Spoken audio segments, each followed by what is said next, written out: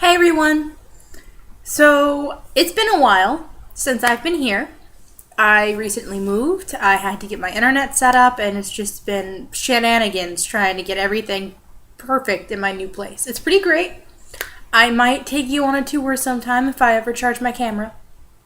Uh, but yeah, so because I'm finally back, and Derek will be back soon, I promise, because he already promised. So if he doesn't show up, then go blame him, don't blame me. Today, we're going to talk about tattoo responsibility.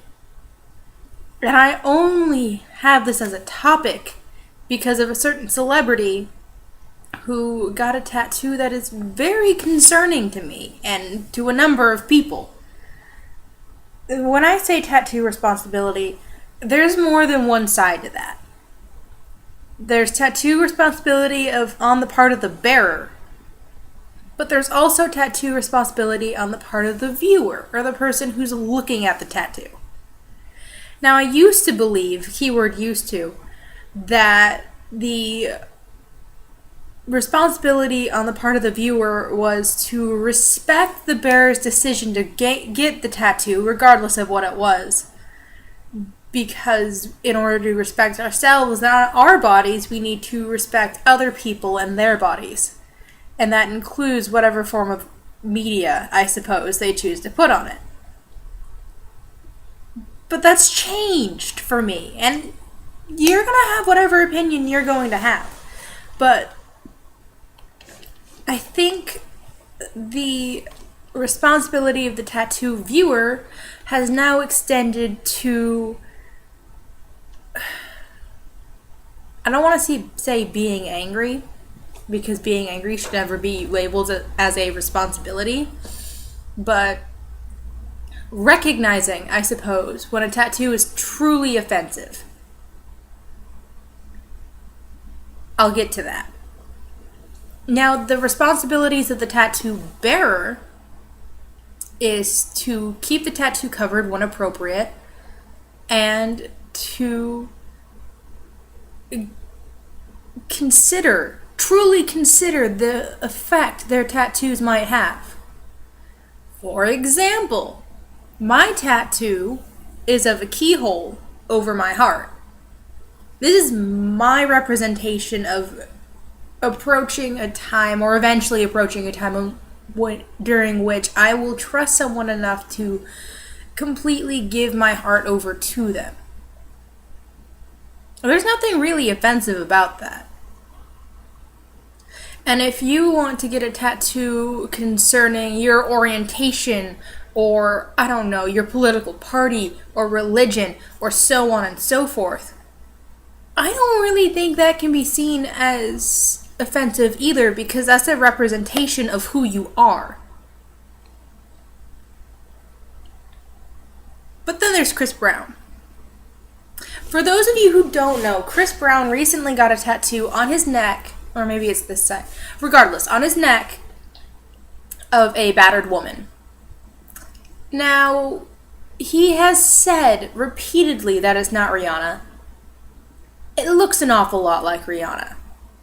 I think he's just trying to cover it up. The most ridiculous thing he said yet is that it's a candy sugar skull. He said this to TMZ. I don't know if he said it to anybody else. It's a pretty weak defense, but regardless, it is a battered woman on his neck. That not only puts forth this image of him being an abuser of women, it puts forth this idea that a violence-based culture is acceptable and appropriate. It is influencing and promoting a violence culture.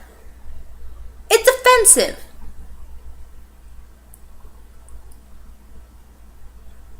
Now, in contrast, people are getting up in arms about Rihanna's new tattoo, which is not in the least bit offensive.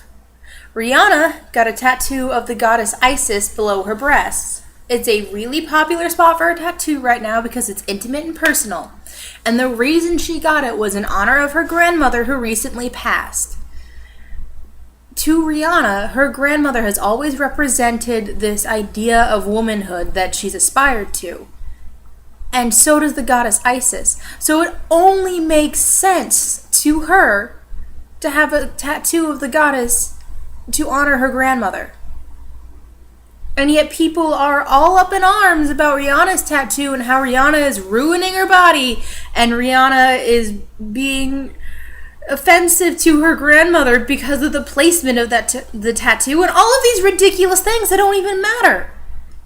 The amount of press I've seen over Rihanna's tattoo, because it's in a provocative spot, vastly outnumbers the amount of... Outnumbers? I think that's right. The amount of media that I've seen for Chris Brown's tattoo. And I'm going to put a link to both images below. It's just astounding to me. This was a very personal tattoo for her. And people are completely trying to take away her right to have it.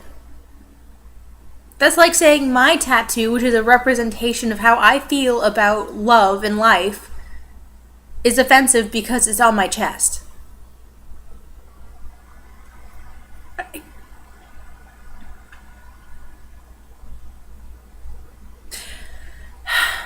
I just don't understand. And I feel like on a lot of my videos I'm saying I just don't understand, but that's just it.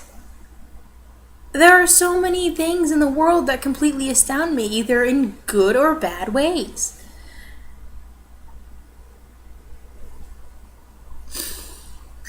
A few more things about tattoos that I'm going to just get out of the way because I want them covered and they don't really have anything to do with anything else that I've said in this video. But, lower back tattoos. Quit calling them tramp stamps. Just quit it. It's slut shaming. Slut shaming is a very abusive culture habit that our community has gotten into, and it needs to stop. Being able to embrace your sexuality and have multiple partners or not is nobody's business.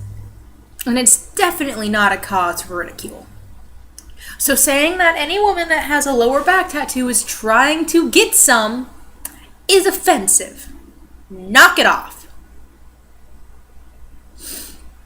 Also, getting tattoos that say what a badass you are is just self-advertising and is not attractive.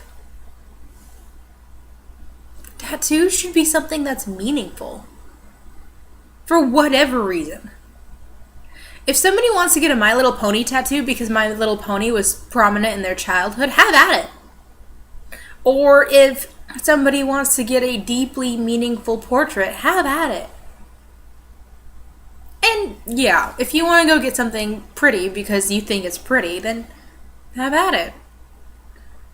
But there's also a certain depth of perception that other people will look at you at and that you need to be aware of. I have 2 more tattoos that I want to get.